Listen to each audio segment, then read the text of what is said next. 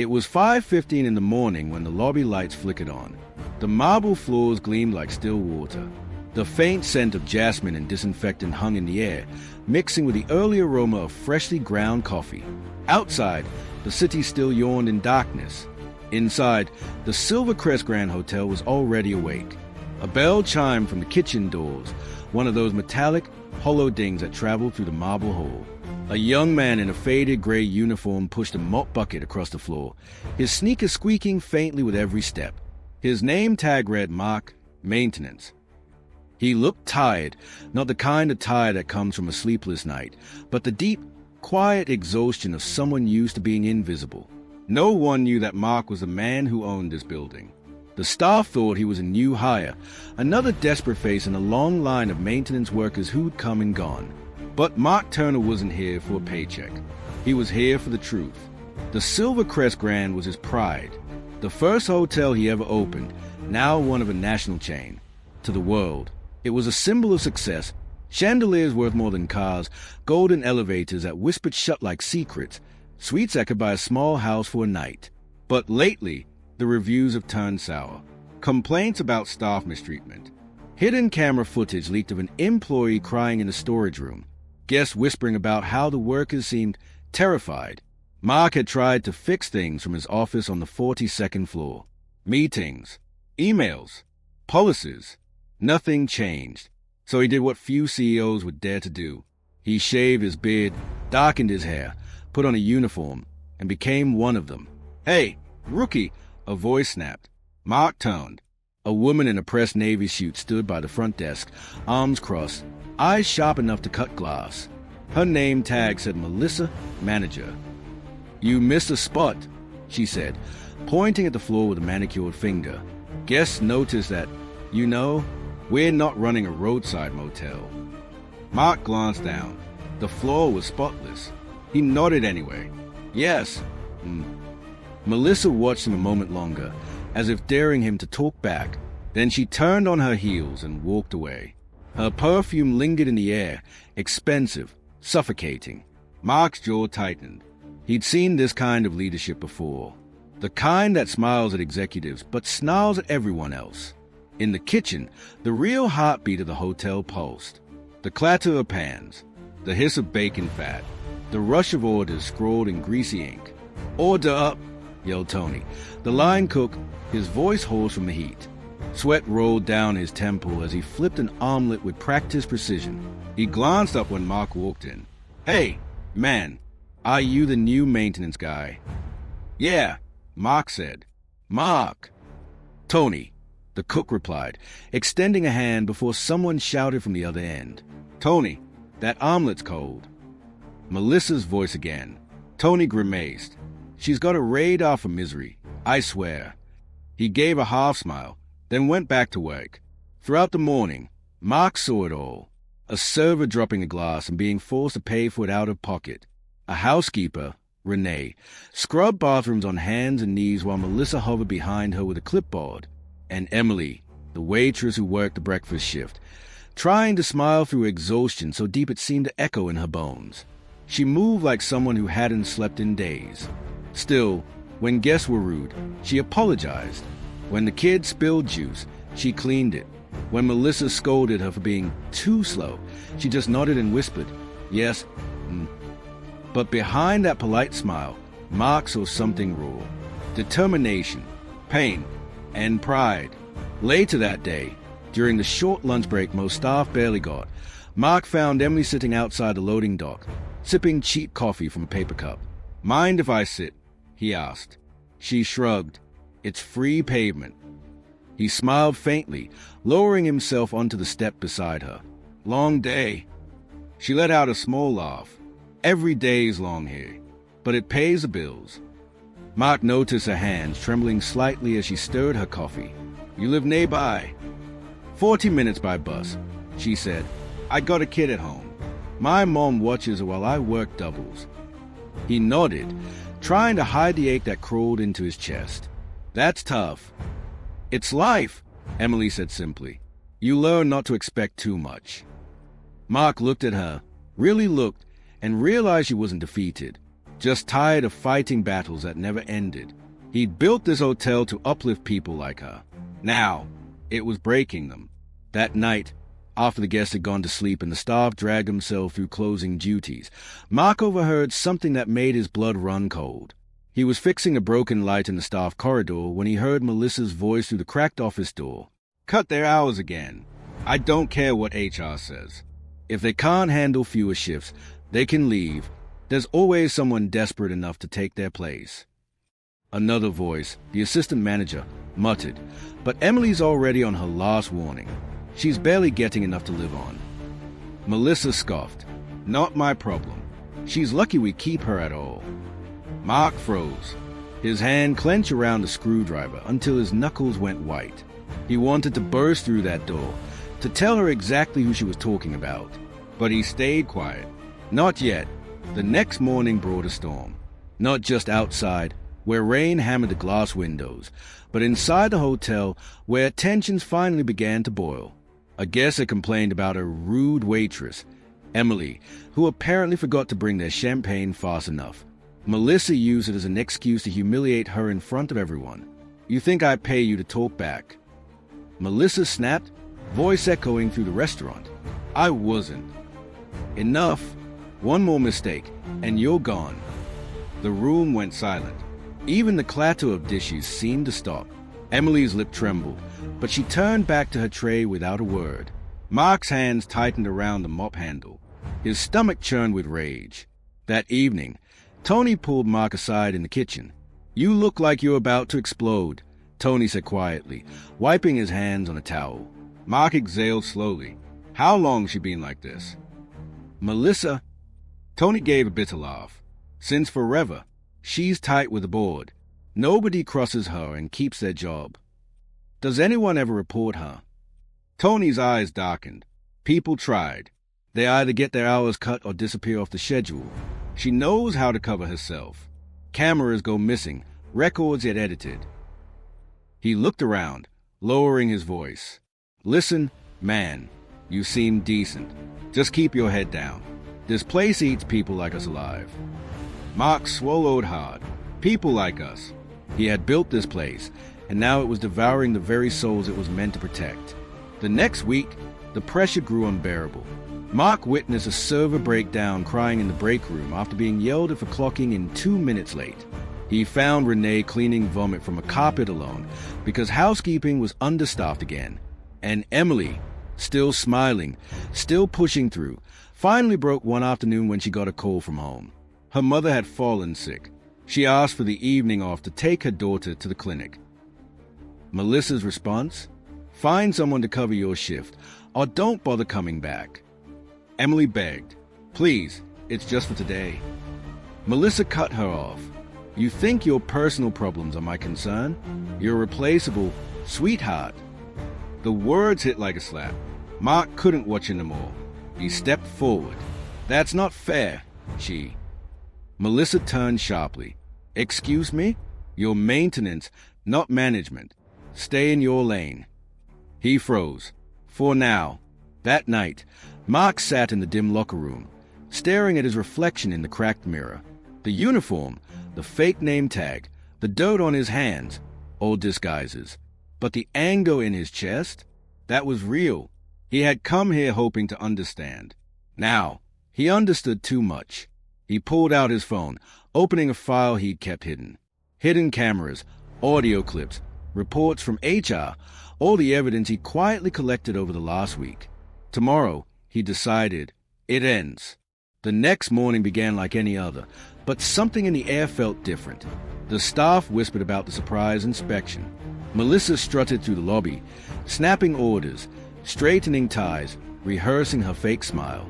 Mark watched quietly from his corner as a group of executives entered, including the hotel's regional director. They didn't recognize him. Not yet. Melissa approached, her tone haunted. "Welcome. I'm Melissa, operations manager. The team's been doing an exceptional job lately." "Has it?" Mark said, stepping forward. The executives turned. Melissa blinked. "What are you? Why are you?" He reached into his pocket, pulling out his ID. The gold letters gleamed. Mark Turner, founder and CEO, Silvercrest Hospitality Group. The color drained from her face. Gasps rippled through the lobby. "I wanted to see," he said, his voice steady but cold, "how my employees were being treated when no one was watching." Melissa stammered. "Sir, I didn't realize." "No," he interrupted, eyes burning. "You didn't, but they did." He turned toward the staff, Emily, Tony, Renee, all frozen, watching. "You kept this place running while management broke it, and that ends the day." He revealed everything, the recordings, the reports, the hidden cameras. The executives watched in stunned silence as Melissa's cruelty played on screen, the humiliation, the threats, the manipulation. When it was over, no one spoke. Finally, Mark turned to Melissa. "You're relieved of your position. Effective immediately." Security escorted her out, her heels clicking sharply on the marble, the same marble she once made others scrub. For the first time, the hotel felt quiet. Not empty, peaceful. Mark gathered the staff that afternoon. "I built this place to mean something," he said softly. "But I forgot that no building, no brand, means anything without the people inside it." He turned to Emily. "You deserve better. From all of us." Tears welled in her eyes. "Thank you, sir." He smiled faintly. "No, Emily. Thank you for reminding me what real work looks like." He gave her a new contract that doubled her pay and guaranteed her flexible hours. Tony was promoted to head cook. Renee got a raise and 2 new assistants. Justice, at last, had found its way into the marble halls. That night, as Mark stood on the hotel balcony, the city light shimmering below, he finally felt the weight lift from his chest. He had uncovered the truth, but he also knew it wasn't over. This was just one hotel, and across the country, others might be suffering the same fate. He looked out into the night, the wind brushing his face like a promise. Tomorrow, he will go deeper. He would uncover every place where kindness had been lost. Empathy doesn't come from sitting in an office. It comes from walking in someone else's shoes, feeling their exhaustion, their fear, their pride. Leadership isn't about power. It's about understanding. Because when those at the top forget what it means to be human, everything below begins to break. Mark glanced once more toward the glowing sign of Silvercrest Grand Hotel. He smiled faintly. The truth is, sometimes you have to lose your title to remember your purpose. And with that, he walked away, into the rain, into the next story. But what he didn't know was that not everyone was happy about Melissa's firing. In the shadows of the parking lot, a black car idled. A man inside loaded his phone after ending a call. "Yeah," he muttered. He found out, but he won't like what's next. The car pulled into the darkness. Real leadership is not measured by profit, but by compassion. A company's true worth isn't written in numbers. It's written in how it treats its people when no one's watching. The rain hadn't stopped that night. It streaked down the glass walls of the Silvercrest Grand Hotel, each drop catching the amber city lights before sliding into darkness. Mark Turner stood by the window of his suite, not the penthouse where CEOs usually slept, but one of the mid-level rooms. He hadn't gone home. He couldn't. Down below, the lobby glowed faintly, empty now except for the night staff. The echoes of that day still lingered in his head, Melissa's voice trembling, the shock on the employees' faces, the uneasy silence that followed the truth. But beneath the relief, something else gnawed at him, something that didn't make sense. Melissa hadn't seemed scared. Not really. She was angry, defiant, and when security escorted her out, she whispered something he couldn't forget. "You think you fixed it, Mark? You don't even know who's really running this place." The next morning, the hotel felt strange. The staff were polite, even cheerful, but there was a quiet nervousness in the air, like everyone was waiting for the other shoe to drop. Emily greeted him with a warm, cautious smile as he walked through the restaurant. "Morning, Mr. Turner." "Morning, Emily," he said softly. "How's your mom doing?" "She's better, thank you. We got her to the clinic." Her smile faltered a little. "It still feels weird calling you sir." He chuckled. "Trust me, I prefer Mark." Tony passed by with a tray of eggs. "Hey, boss, I mean, Mark, you sticking around long, or heading back to your empire? Mark smiled faintly. Sticking around a few more days. Want to make sure things settle. Tony nodded, but his tone carried unease. That's good. We've seen change before. It usually doesn't last. That sentence echoed in Mark's head long after Tony left the room. Later that afternoon, Mark met with a regional director, Stephen McAllister, a clean-cut man with silver hair, an expensive watch, and the kind of smile that never reached his eyes. Impressive move, Mark, Stephen said, pouring coffee. Going undercover, firing Melissa, bold leadership. I didn't do it for show, Mark said evenly. I did it because what I saw here was unacceptable. Stephen nodded, too quickly. Of course. But let's keep things in perspective. One bad apple, right? You handled it. Time to move on. Mark studied him. You really think this was just one bad apple? Stephen hesitated. What do you mean? I've reviewed payroll records, Mark said. Dozens of staff have had hours cut without documentation. Safety complaints vanished. There's money missing from renovation budgets. That's not just mismanagement. That's corruption. Stephen's jaw twitched. Those are serious accusations. They are fact, Mark said quietly, and I want full access to every account and HR file from the last year. Stephen set down his cup. I'll look into it. Mark met his eyes. I'll look into it myself.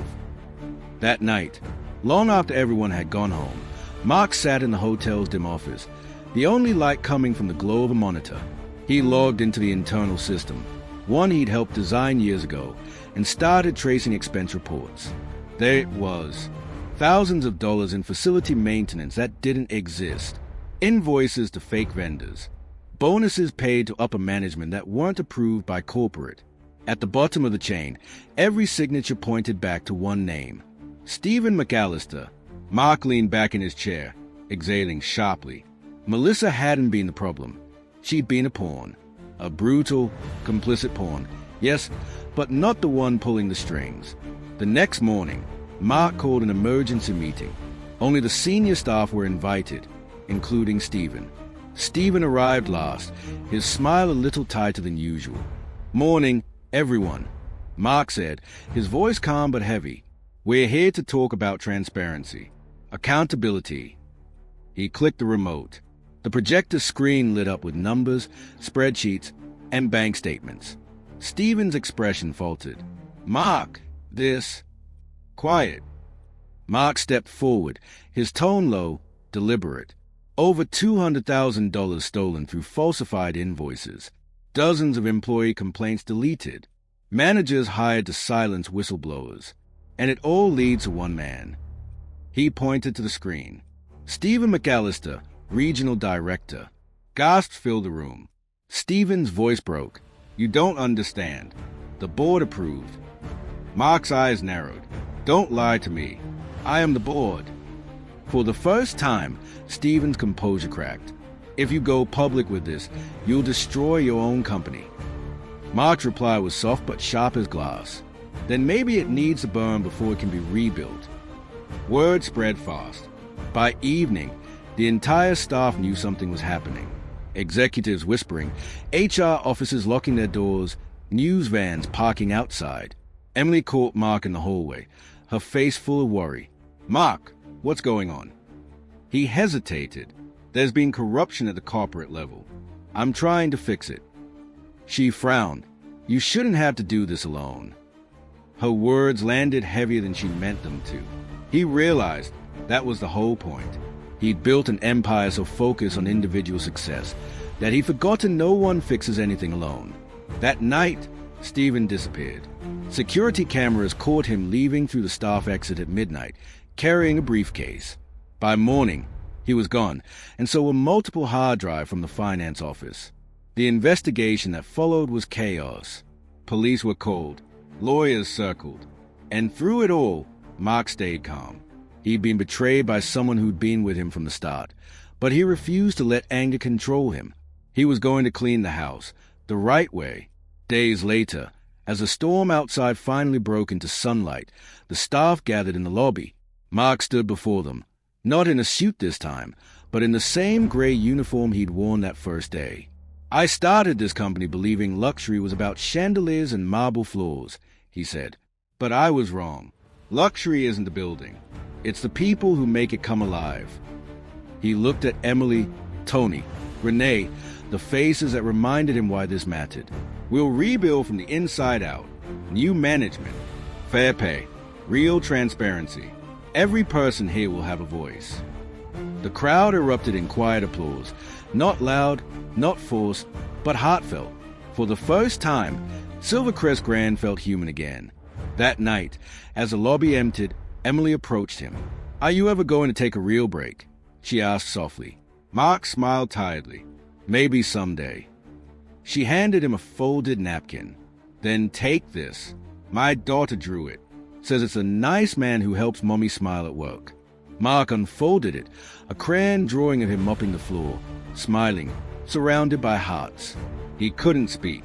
He just nodded, blinking away the emotion. But as he walked outside to his car, a chill ran down his spine. Across the street, that same black car from before sat idling again. Tinted windows, no plates. A figure inside raised a phone and snapped a photo before driving off. Mark's pulse quickened. He checked his phone. A message notification flashed on the screen. "Unknown number. You don't know who you're really dealing with." Melissa and Stephen were just a start. Mark looked up at the dark sky, the glow of the city reflecting in his eyes. The victory he'd earned now felt like the calm before another storm. He pocketed his phone and whispered to himself, "Then I guess the fight's not over." Truth doesn't end with one discovery. It's a chain, one link after another, each one leading deeper into the places we don't want to look. But courage means looking anyway, because the moment we stop caring, that's when corruption wins. The camera pulls back from the glowing hotel sign as thunder rumbles in the distance. The silhouette of Mark stands beneath it, rain beginning to fall again, and as lightning flashes across the sky, we see a file envelope slip under his office door. In black marker, one word written across the front: bored. Integrity doesn't stop at catching a bad person. It continues through rebuilding what they broke. Real leaders don't just expose darkness. They bring light into the places that fear it most. The envelope was heavy, not just from the papers inside, but from the weight of what it might contain. Mark Turner stood in his office, the glow of the city spilling across the floor through the tall windows. The rain outside had slowed to a mist, soft but endless. He turned the envelope over in his hands. No return address, no logo, just one word, written in black marker: bored. His instincts told him to call security, to hand it off, to play it safe. But something deeper, the same instinct that had led him to go undercover, told him to open it himself. He tore the seal. Inside were a dozen photographs. Stephen McAllister shaking hands with a man Mark recognized immediately, Harold Kent, one of the company's most powerful board members. But these weren't corporate photos. They were taken at night, behind warehouses, exchanging envelopes. And tucked beneath them was a typed note: "You were never supposed to find this." The money doesn't stop with Stephen. It starts at the top. Be careful who you trust. Mark's breath caught. He sank into his chair, staring at the images under the flicker of the desk lamp. He'd always believed corruption started below him, middle managers, dishonest directors. But this was proof that the rut reached all the way up, to his own board, to the very people who had once mentored him. The next morning, the hotel lobby bustled with life again. Laughter, music, the smell of espresso drifting from the cafe. To anyone walking in, Silvercrest Grand looked reborn. But Mark couldn't feel it. His mind was a storm. He greeted employees, checked on departments, nodded through meetings. But behind every smile, he was studying faces. Who could he trust? Emily approached him near the elevator. "Hey, you look exhausted. You okay?" Mark forced a faint smile. "Just catching up on some old ghosts." She tilted her head. "The kind that keeps you up at night." He looked at her, the kind eyes, the steady strength, and wanted to tell her everything. But the words wouldn't come. "Not yet. Something like that," he said softly, and stepped into the elevator. That night, he met with the hotel's head of security, Daniel Ross, a former Marine, calm, professional, always loyal. Mark placed the photos on the desk. Daniel studied them silently. "Where did you get these?" "They slipped under my door last night." Daniel frowned. "That's dangerous. Whoever sent this knows where you sleep." "I need to know if they're real," Mark said. "Check timestamps, locations, anything." Daniel nodded. "You think this ties back to the missing funds?" "I think it ties to something much bigger." By morning, Daniel had results. "The photos are real," he said grimly. "Taken 3 weeks before Stephen's disappearance. The location's a warehouse in New Jersey, owned by a shell company. That company leads to another, and another, all traced back to a holding firm registered under Harold Kent's wife's name." Mark felt the floor tilt beneath him. Harold Kent, the man who had helped him start the company. The one who'd once said, "Never forget where you came from, Mark." Now that same man was using his company to launder millions. 2 days later, Mark requested a board meeting. The moment he walked in, he felt the tension. 12 men and women in tailored suits, sitting around a mahogany table that gleamed under the cold fluorescent light. "Gentlemen, ladies," Mark began, "I've called this meeting to discuss discrepancies in the company's financials." Harold Kent leaned back in his chair, his tone oily and calm. "Discrepancies or accusations?" Mark met his eyes. "Facts." He placed the photos on the table. One by one, the board members leaned in, their polite masks faltering. "I know about shell companies, the fake maintenance contracts, the missing renovation funds. I know Stephen wasn't acting alone." Harold smiled, slow, venomous. "You've been busy," he said. "Tell me, Mark, you think a few pictures are going to undo 30 years of business?" Mark's voice didn't waver. "No, but the truth will." Harold chuckled. "You're naive.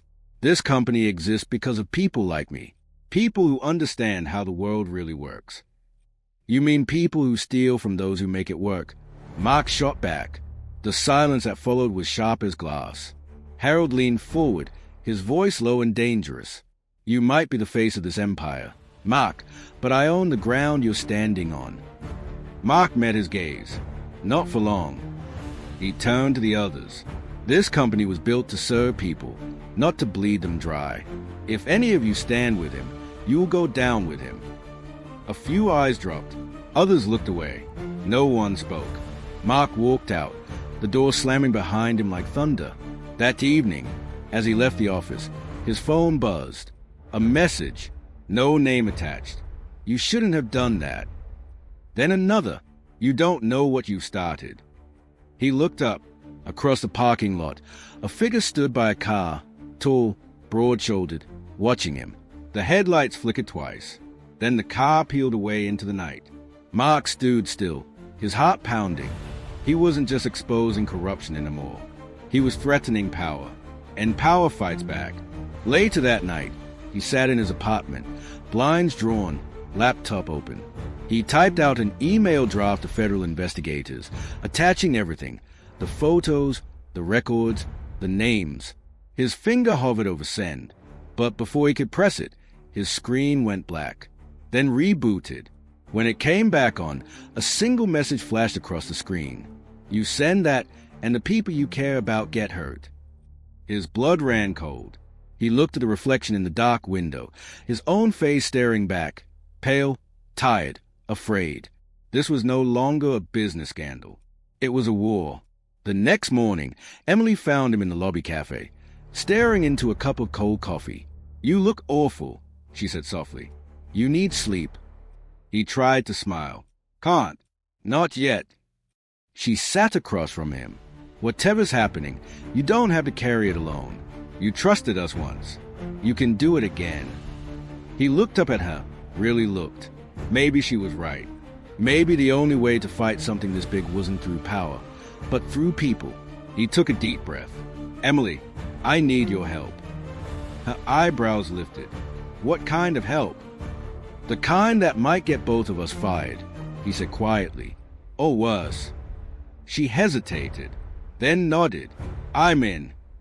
Over the next few days, Mark and Emily began quietly gathering everything they could. Internal emails, financial logs, employee testimonies. Each discovery pointed deeper.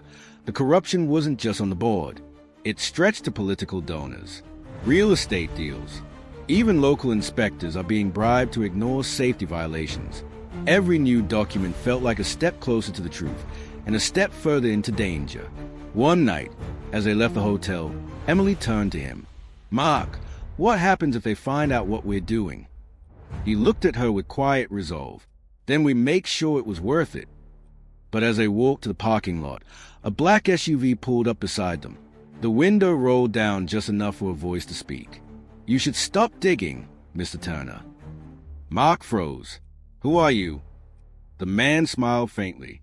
"Let's just say Harold isn't the only one who wants this quiet." Then the SUV sped off into the darkness. Emily's hand shook. "Mark, what did we just get ourselves into?" He watched the taillights disappear. "The truth," he said, "and it's uglier than I thought." That night, he returned to his office to find his door unlocked. Inside, nothing seemed disturbed, except for one thing. A single folder sitting on his desk, with a note attached. "You want answers? Meet me tomorrow, 10 p.m. rooftop." No signature, just a small drawing in the corner, a tiny heart, drawn in pen. Mark stared at it. He recognized that heart. It was the same one from the napkin Emily's daughter had drawn. The next scene cuts to the rooftop at night. Wind howls across the city. Rain again. Light, steady. Mark steps out, looking around. "Emily," he calls softly. No answer. He moves closer to the ledge and stops. A figure steps out of the shadows. It's Melissa, alive. Her hair is shorter now, her eyes hard. "Surprised to see me," she says. Mark's voice tightens. "You disappeared." "I had to," she says. "They would have killed me if I didn't run." "Who's, eh?" She steps closer, her voice barely above the rain. "The board. Harold. But not just them. There's someone above them. Mark. Someone who's been pulling the strings the whole time." He frowns. "Who?" Melissa's eyes flick up toward the city skyline, the glowing tower of Silvercrest Holdings. "You're not going to like the answer," she says. Before he can reply, a gunshot cracks through the rain. Melissa drops. Mark spins around, but the rooftop is empty.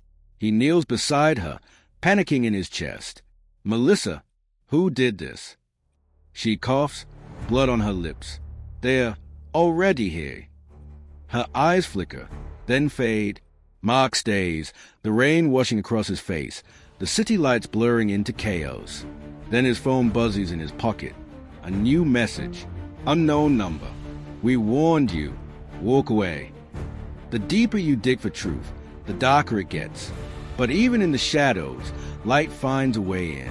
Because no matter how much power hides behind closed doors, it can't bury conscience forever. The camera pans upward.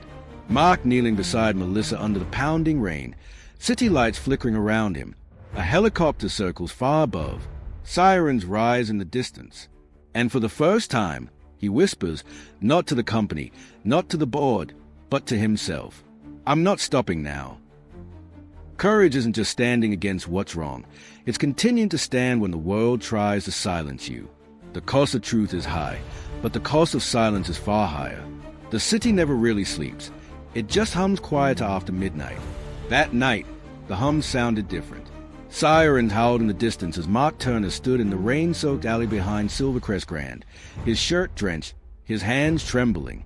Melissa's blood was still on his sleeves. He had called 911, but by the time the paramedics arrived, she was gone, shot clean through the chest. No witnesses, no cameras, and before he could even process the loss, he was being questioned.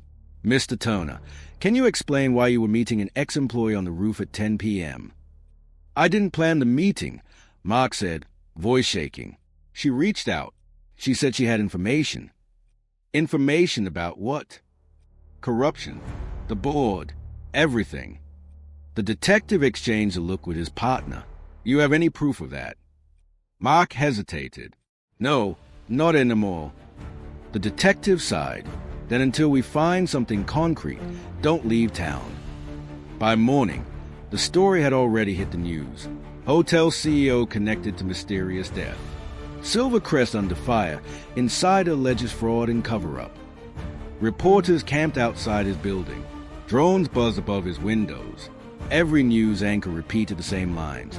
Was this an accident or a cover-up gone wrong? The truth was being twisted faster than he could breathe.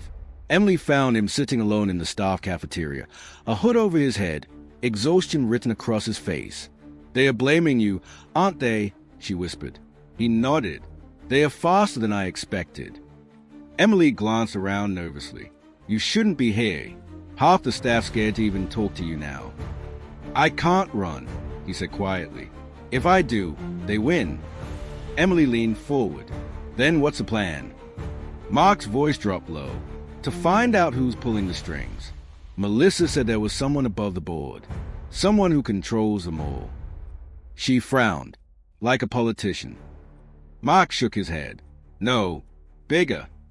That night, he packed a small bag, laptop, files, a USB drive Daniel had given him with encrypted data from the hotel servers. When he stepped outside, Daniel was waiting by a black sedan. "You sure about this?" Daniel asked. Mark nodded. "If I stay here, they'll bury me." "Then we go dark," Daniel said. "No phones, no cards, cash only." They drove through the night, headlights slicing through fog, until the city lights vanished behind them. Hours later, they stopped at an old roadside diner off Route 46, the kind of place that smelled like coffee and burnt toast. Mark stared at his reflection in the window, unshaven, sleepless, haunted. "I used to believe this company could change lives," he murmured. "Now it's destroying them." Daniel poured more coffee. "Maybe it still can once we expose the truth." Mark looked up. "You think people will believe it?" Daniel shrugged. "They won't believe the story. They'll believe the man telling it." Mark sighed. "Then I better make sure I survive long enough to tell it." As dawn crept across the horizon, Daniel's phone buzzed. A burner, untraceable. He frowned at the message. "We know where you are." Mark froze. "Who sent that?" Daniel's jaw tightened. "No number, just coordinates." He checked the GPS. It pointed directly to their location. Seconds later, the diner's parking lot flooded with headlights. Black SUVs. Daniel's hand went to his jacket. "Get down!" Gunfire shattered the diner windows. Plates crashed. People screamed. Mark dug behind the counter as bullets ripped through the walls. Daniel fired back twice, then grabbed Mark's arm. "Out the back!" They burst through the kitchen door into the rain, sprinting toward the trees behind the diner. Tires screeched. Voices shouted. They didn't look back. By the time they stopped, they were deep in the woods, lungs burning. Daniel leaned against a tree, clutching his arm, blood seeping through his sleeve. "Hold still," Mark said, tearing off his shirt to wrap the wound. Daniel winced. "Guess they really don't want you talking." Mark looked into the darkness. "That means we're getting close." For the next 2 days, they hid in a cheap roadside motel. Mark spent every waking hour digging through the encrypted files. And then he found it, hidden beneath layers of dummy accounts and code, a digital trail leading to offshore banks. Millions of dollars moved monthly from Silvercrest holdings into anonymous political campaign funds. But the real shock wasn't the money. It was the name attached to the transfers.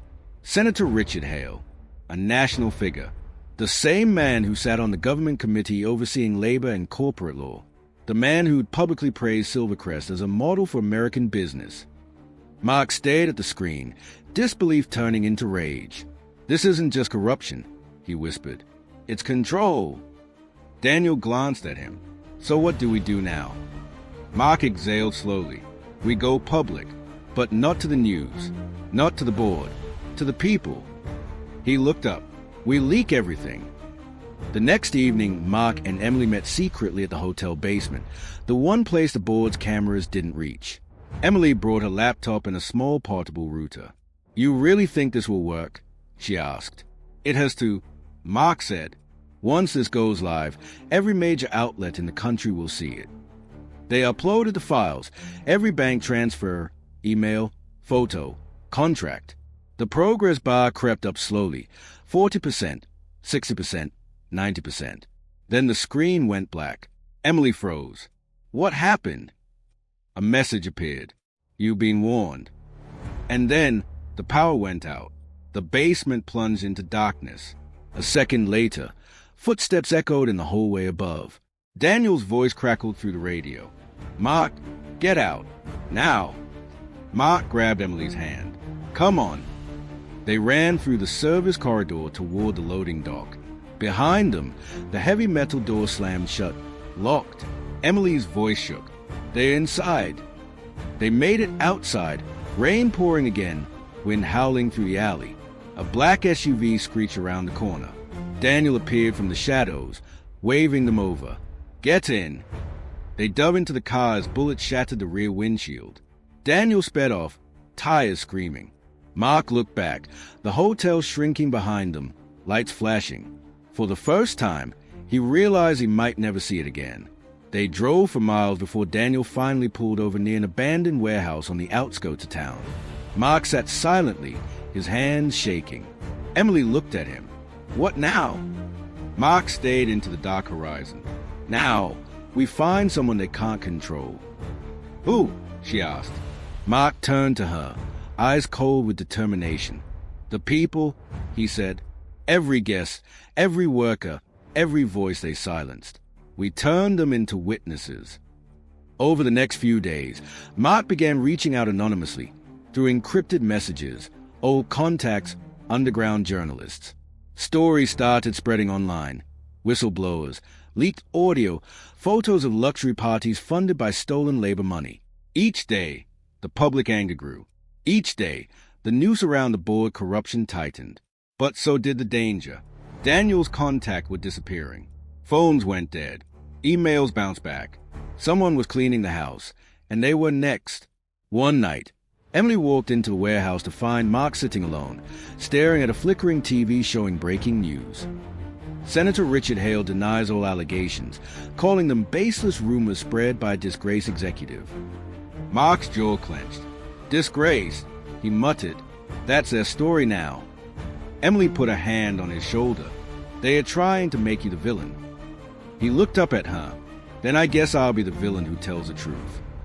That same night, Daniel returned from a call, his face grim.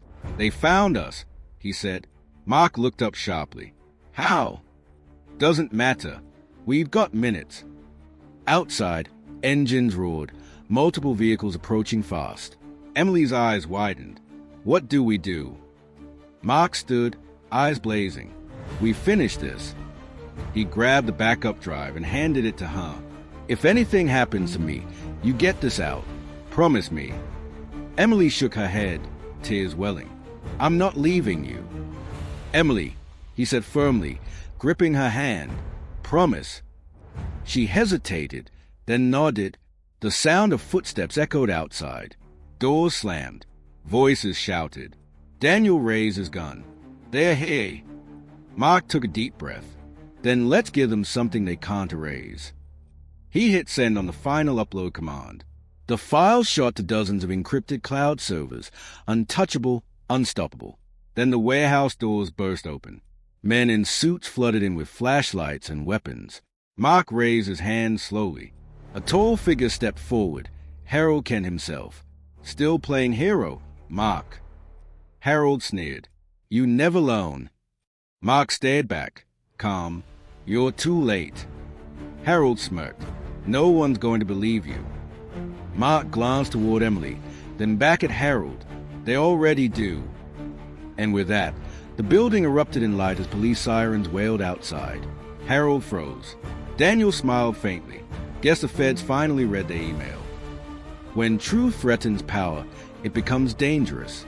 But when ordinary people stand together, even power has nowhere left to hide. What began as one man's disguise became a revolution of voices that refused to stay silent. The camera pans over the warehouse, agents arresting board members, flashing cameras, chaos turning into justice.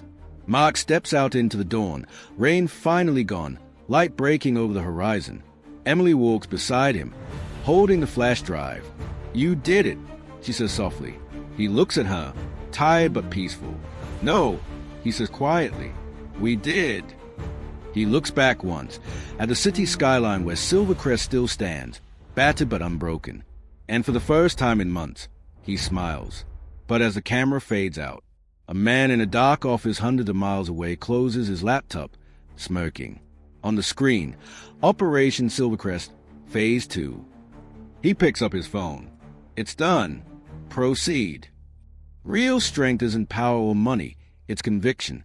When truth stands against corruption, even one voice can start an uprising. But every victory uncovers another layer of lies, and the fight for integrity never truly ends. The dawn light spilled through the blinds like a soft confession. For the first time in months, Silvercrest Grand was quiet, truly quiet. No shouting managers, no secret deals, no fear. But peace, as Mark Turner had learned, was never free. The investigation had exploded across national headlines. Senator Hale was indicted. Harold Kent and several board members were facing federal charges. The Silvercrest empire that once symbolized luxury had become the center of the largest corporate fraud case in state history. And through it all, Mark had become both hero and target, the man who brought down his own kingdom.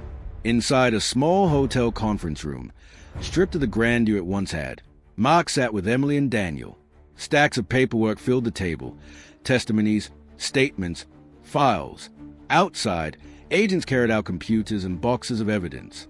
Emily leaned back, rubbing her eyes. "It's finally over." Daniel shook his head. "Not yet. There's still one piece missing, the person behind Operation Silvercrest." Mark frowned. "You think there's more?" Daniel nodded. "Someone funded the shell companies. Someone with access higher than even the board." Mark's phone buzzed before he could respond. An email. No sender listed. Subject line: "You still don't see the whole picture." Attached was a photo. Mark froze. It was him, standing in the diner from months ago, taken from outside the window. Emily leaned closer. "Mark, that's from before the shooting."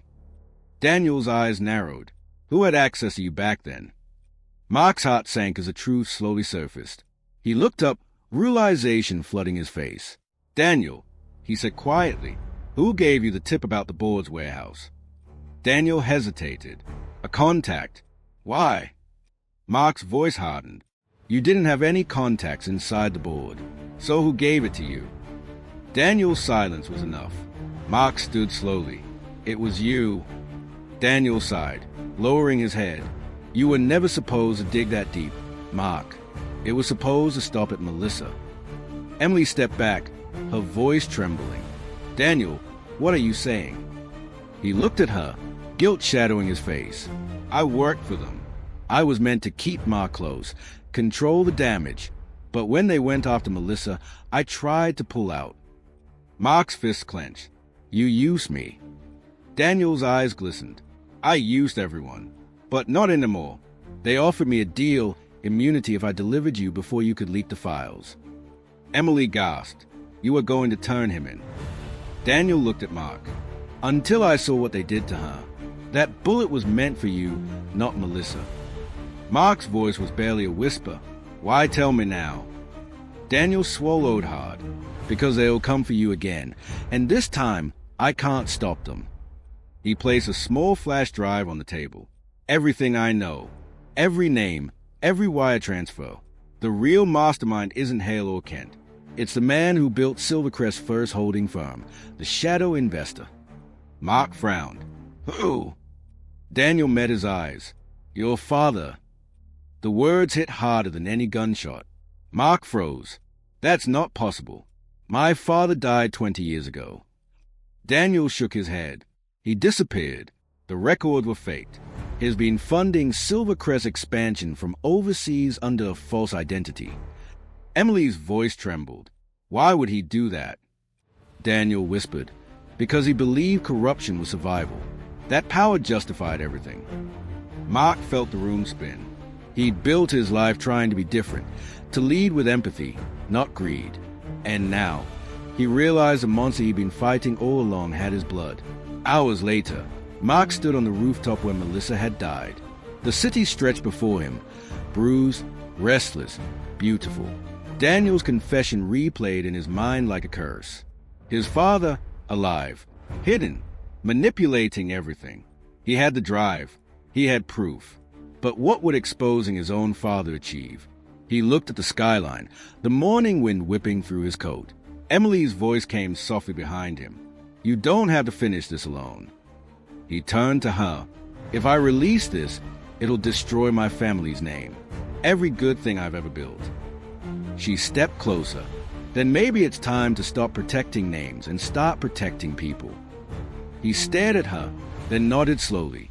That evening, the world changed again. A live broadcast cut through every news feed across the country. Mark Turner appeared on screen. No filters, no studio, just him in a simple gray shirt. He spoke directly into the camera. "Months ago, I went undercover to learn the truth about my company. I discovered corruption, greed, and deception, not just in others, but in the foundation it was built on. Today, I've learned that the roots of that corruption go deeper than I ever imagined, even into my own family." He took a breath. But truth doesn't choose sides. It doesn't care about legacy, or power, or bloodlines. It just demands to be heard. And if telling it cost me everything, then so be it. He held up the flash drive. "This contains every record, every transfer, every lie. I'm turning it over to the Department of Justice, because no company, no politician, no name is above accountability." His voice cracked slightly, but his eyes held steady. To the employees who were silenced, "You were right." To those who stood up when it was dangerous, "You are the reason this story ends in light, not darkness." And to anyone watching, remember, leadership isn't about being in charge. It's about taking responsibility when no one else will. He looked down for a moment, then back at the camera. "My name is Mark Turner. I was the CEO of Silvercrest Holdings, and I am ready to answer for all of it." He turned off the camera. Silence.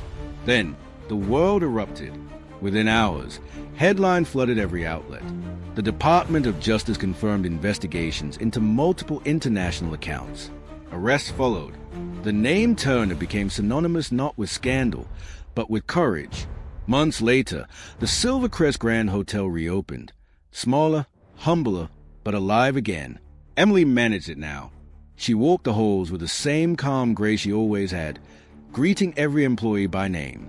And every morning, a framed photo hung behind the front desk, Mark and the team, standing together after the storm.